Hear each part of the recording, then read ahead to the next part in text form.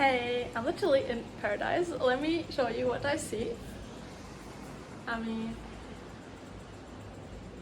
how beautiful is this? And yet, even though it's a reason to relax for the brain, my body, I think it still needs some time to catch up. And maybe you know this as well. You go to holiday or to a really beautiful environment and you think, now I should finally feel good. But then you're waiting and this feeling it's not quiet there yet or arriving, and you're thinking, maybe there's something wrong. Maybe I have to go somewhere else, like travel again, or you might try it all out and then conclude, maybe there's something wrong with me. And I hope that my personal experience, it can also help you to understand yourself a little bit better and save you some time and frustration that I had personally, because I moved to Mykonos, and right now in summer it's just so much madness and noise and so many people. It's like just crazy with the helicopters and the music and so many things going on. And I do think my nervous system got so overstimulated and overwhelmed. I tried to protect myself with yoga and all these mindfulness tools, but I also came to conclude there's only so much that we can do. You know, it's like if you have a bucket and it has a hole, like you can pour more and more water into it, but if you don't eventually like fix the bucket, then what's the point? And what I mean with this is, I was in Mykonos, I was regulating myself and bringing myself back to my center as good as I could, and yet, you know, if the environment it's like really not natural, let's say we have a lot of dead nature right now, a lot of things are brown, and now I came to another island and I hear the bugs and I see the greenery, you know, and the sea and fruits, and everything is so much more vibrant and alive and slow, and now my nervous system is like, what's going on? It feels a little bit almost like something is wrong or missing, because I actually got used to all the overstimulation and all the craziness that now my brain it has to catch up.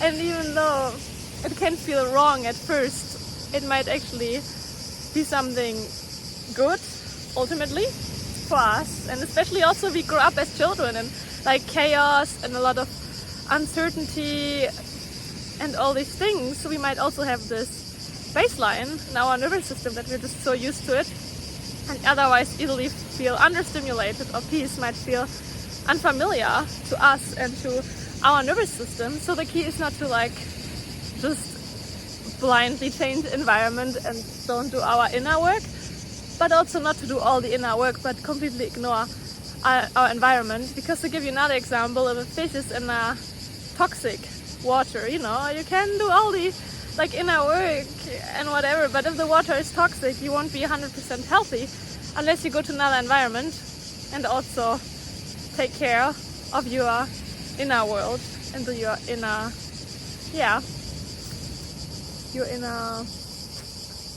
work as well, because they really do go hand in hand, both of them, I believe now. So now by changing my fish tank, so to speak, like going to another island here in Greece that's more peaceful, like I went to a village, so like all the trees and a lot of bugs and nature and calmness, I don't expect from my nervous system, I have to feel completely like peaceful and zen from the moment I step into this territory. Of course, I do feel a small shift internally, like almost a pressure falling off from me.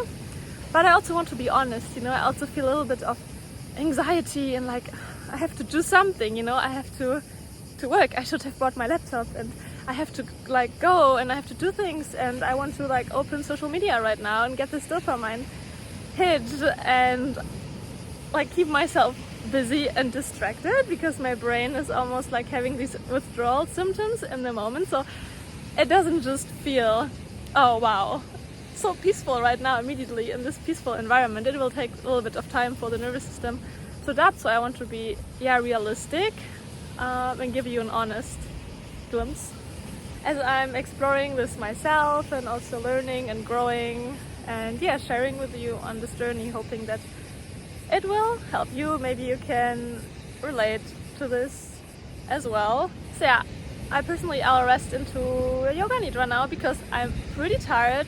It's also very often a sign that we might have been holding a lot of tiredness and over pushing without realizing.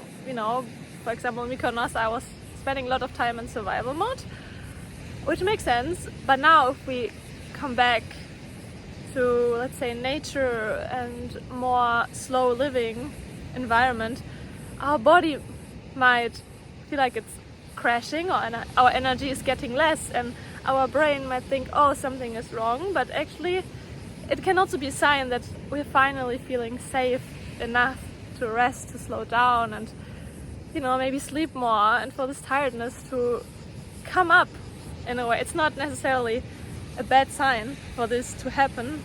So this is what I will allow my body to do right now, to rest, especially in luteal phase if you're a woman and before your period. Maybe you also feel already that you have less capacity and more the need to slow down and to rest. So I'll embrace that now, because nature around us is moving slow as well. Also the cat, don't know, you can see her, I'll show you. They're also moving slow, and this is maybe your reminder in between to slow down.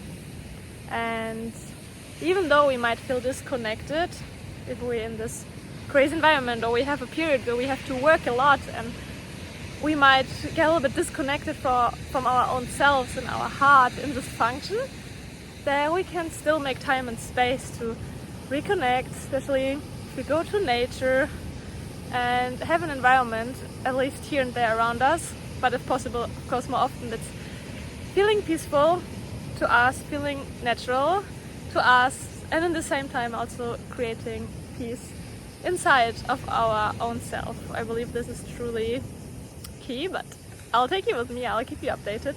And sending lots of love from Greece, and see you very soon.